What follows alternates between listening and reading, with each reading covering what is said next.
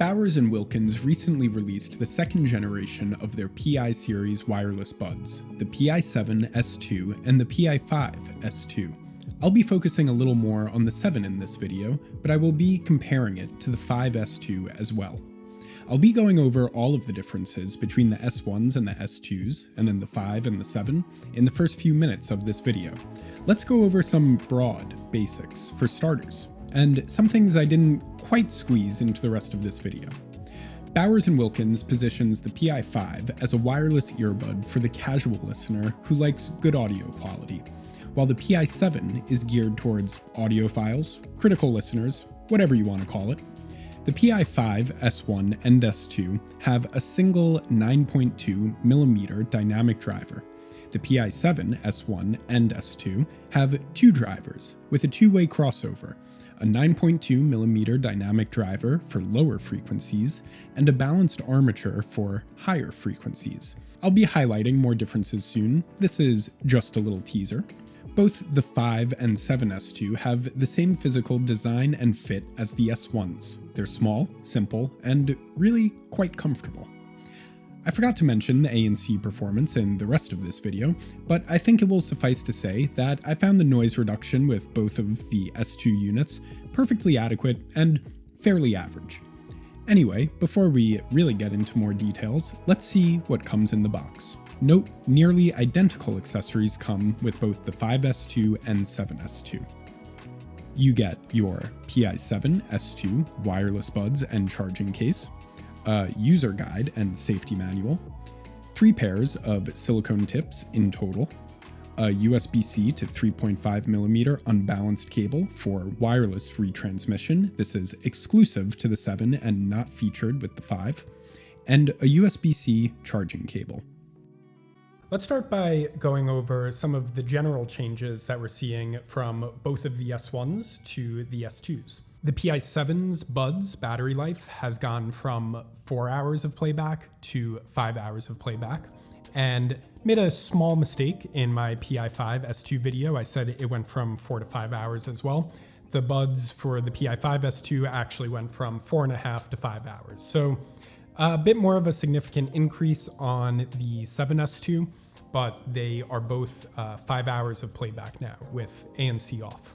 Both of the S2s, both the 7S2 and 5S2, have a quick charge capability now. So I said in my last video that the 5S2 got 70 minutes of playback time with a 15-minute charge.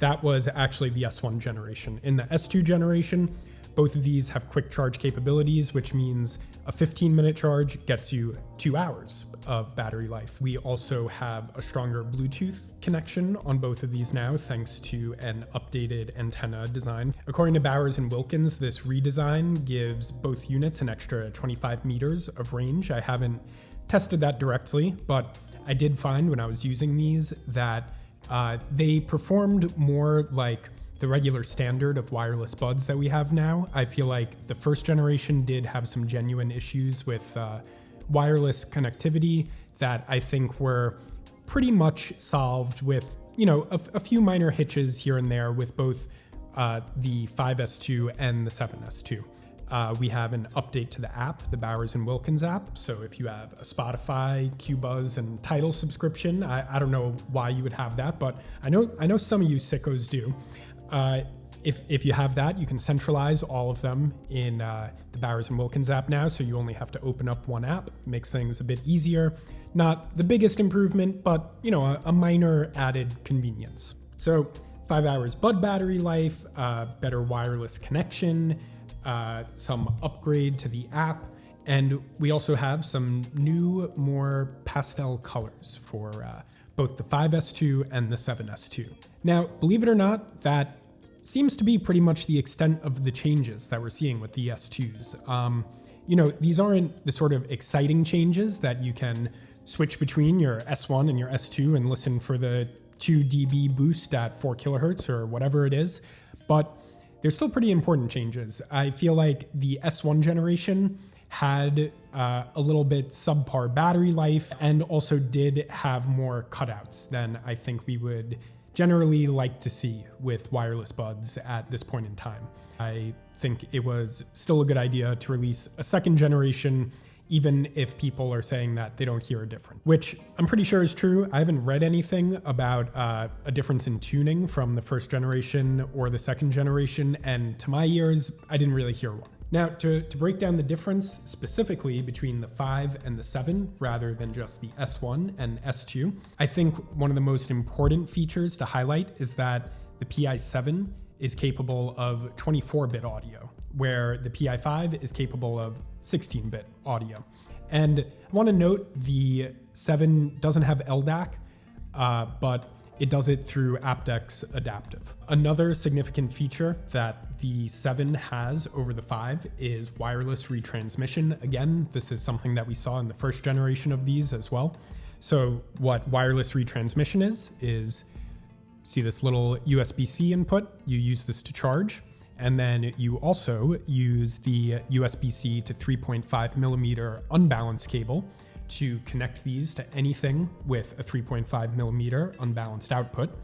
And this turns into a little wireless transmitter. So you can turn anything, even older systems that otherwise wouldn't have Bluetooth compatibility, or anything at all for that matter, into a Bluetooth transmitter. Now, another difference between the 5 and the 7 is the pass-through modes. It's a small difference, but I'll mention it anyway. The 5, you have a choice between high pass-through and low pass-through, which, as you can imagine, is just the volume of the pass-through.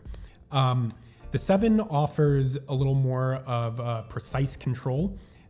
It's a sliding scale that you use in the app to control pass-through. So that feature as well. Now, as far as call quality is concerned with both the 5 and the 7, I think they're pretty similar. I mean, the 7 does have an extra mic. It has 3 mics per bud over the 5, which now has 2 mics per bud. But I don't find the call quality really the strong suit of these. I don't think it's terrible by any means, but it's not crisp. You can nonetheless still understand everything that the other person is saying on the other end of the line, I think, perfectly clearly. So before we get into the soundstage and the balance, I want to mention that it's pretty clear from the price tag and the inclusion of 24-bit audio that the PI7 S2 is geared more towards the audiophile crowd, the critical listening crowd, whatever you want to call it. And the PI5 S2 is geared more towards your everyday user that, just wants a nice sounding pair of wireless buds. And beyond that, just being apparent from, the inclusion of 24-bit in the 7, it's very apparent, I think, in the soundstage and the balances as well. So getting into the soundstage, I was very impressed with the PI5's soundstage when I reviewed it. What I found most impressive with it was its depth. I feel like it's pretty hard to get a really good sense of depth out of wireless buds, even if they're really nice audiophile wireless buds. So I think that the 7 S2 has that same sort of really nice, compelling depth to it, where more subtle parts are sounding like they're literally further away from your face. But one thing that I think was pretty clear to me pretty early on listening with the 7 was it goes much wider than the 5. To give an example of a song I was listening to where this was really apparent to me, I was listening to the song Yara off of the album Shore by Fleet Foxes, and that opens with a really widely panned vocal part. And with the 5, I would describe it as I heard the vocals somewhere around here. It wasn't incredibly wide. It had, a degree of depth to it. Still sounded really nice, was still an impressive wireless soundstage. But when I was listening to that on the 7, I would say I heard the vocals somewhere over here. It was much further away from my shoulders. I kind of felt them below me, so there's even a sense of height that gets introduced with the 7. I feel like you also hear that on cymbals. Cymbals have that more like elevated sound to them. It's fair to say that the 7's soundstage is kind of clearly bigger and better. Continuing off of that sort of binary of the 7 being for audiophiles and the 5 for being, more of the casual listener, I think you really hear that in the low end. The 7 has a much more sophisticated sort of low end. PI5 has a very broad sort of amplitude on its bass. It's amplifying subs, mid bass, high bass, low mids takes a long time to roll that off. The 7 is boosting maybe a little less, and its boost is more narrow. I think it's putting more of its stock into the subs and the mid bass. And it's still including some elevated high bass and also low mids. I would still say that the 7 has a warm signature, much like the 5 does, but it has more definition. I think it finds that definition by having better control over the high bass and the low mids, and shifting some of that energy into mid bass and the subs. That gives it that extra bit of distinction from its mids, and in general just gives it a cleaner sound. These two do have fairly similar mids profiles, but they're contextualized pretty differently because of how their low end sound. Both of these have, low mid dominant center frequency profiles. There's still a more natural sound to the low mids on the 7 S2. And again, it comes from that low end distinction. There's simply more separation between the low end and the mids in the 7 than there is with the 5. The 5's low mids that kind of combine with its low end have a tendency to, kind of like glue bass lines and kick drums together. To steal my line from my last review, kind of has all of the low end parts reinforcing one another. It loses a little bit of the detail of those low end parts. And honestly, if you're listening to more mainstream genres, stuff like that, that's okay. I think that, in pop music, electronic music, it's more about like a low end texture that's driving the mix rather than it being super important that you're hearing what each individual low end part is doing. So it kind of makes sense that the low end is like that on the 5 and has more definition on the 7. I think that vocals sound much more natural on the 7. They still sound natural enough on the 5. I thought that they sounded a little softer, again, because they have more of a low mid presence in them. It's kind of bringing up their fundamental. They're also a little more scooped sounding on the 5. So, you have less center mid amplitude in them. And then you have some high mid amplitude that's kind of rushing back in to compensate for what's going on in the low mids. I think that while the 7 still has a little bit of a touch of warmth on vocals, vocals in general just sound more natural. They're less scooped. They're more flat sounding. And I mean that as a good thing. And the ramping up that happens in the high mids, makes the vocals on the 7S2 just sound a little more like naturally crisp. They just come across more natural sounding on the 7S2, in short. A little softer sounding on the 5S2. There's a little more of just, again, like a natural flow with the high end on the 7S2, where it works in that low mid and high mid treble, I think in a much less risky, peaky sort of way. I think some people might hear, the harmonic overtones on the 5S2 as maybe sounding a little harsh to their ears.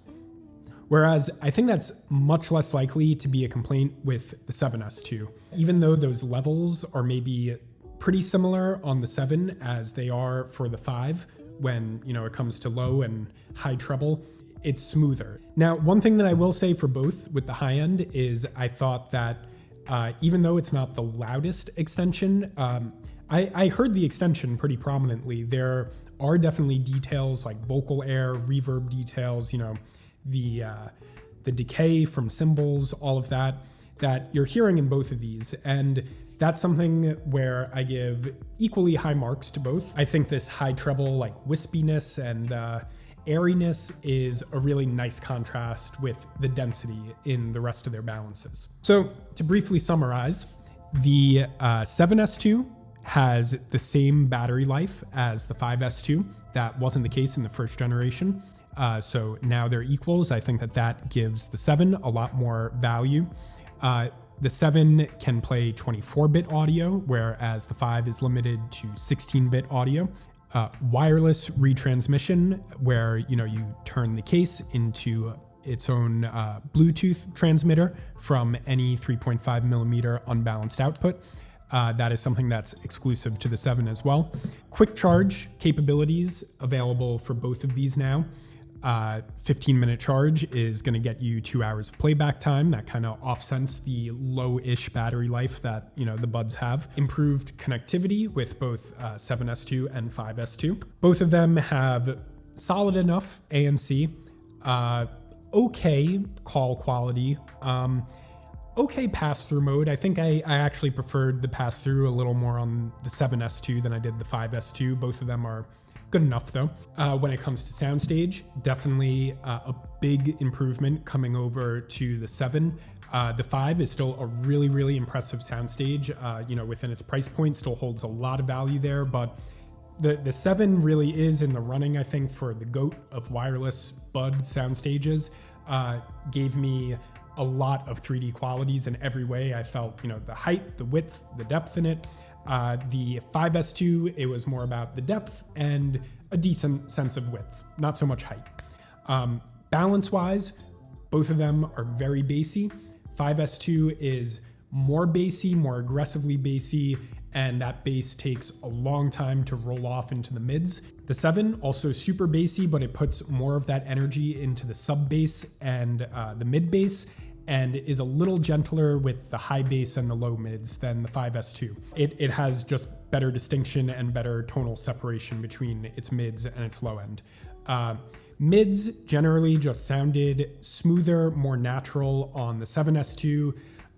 Mids were a little more V-shaped on the 5. Vocals were sounding a little softer because low mids were brought up a bit more than they were on the 7. And then high end, I would say similar tunings, but just a certain quality to the 7's high end where it just sounded like it was having an easier time with it, was pulling off its low and its mid treble a little more smoothly than the 5. And then both of them, a really nice, if not the loudest, high treble extension added a really nice airy quality to listens. So in conclusion, I genuinely think that the 7S2 is one of the best buds that you can get right now.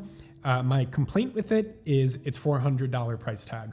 You have Noble Audio's Mystique going for, I think, $360. Final Audio's soon to be released ZE8000. That's going to be going for $350. I do think it's inevitable before we see a price drop on these to $350, in which case that is, I think, a perfectly fine price on these and brings them to, I think, what we would expect to see from them. So I'm putting a link to order both the 7S2 and the 5S2 from the Audio 46 online store down below. If you use code Chris10 at checkout, you can get 10% off your order from Audio 46. I'm also going to put the link to just the general Audio 46 online store down below. You can also read my written comparison review down below between the 5S2 and the 7S2. So anyway, I'll see you guys next time. I'm thinking I'm going to review all of the major wireless releases that we've seen this month because it's been quite a few. So I'll see you guys next time.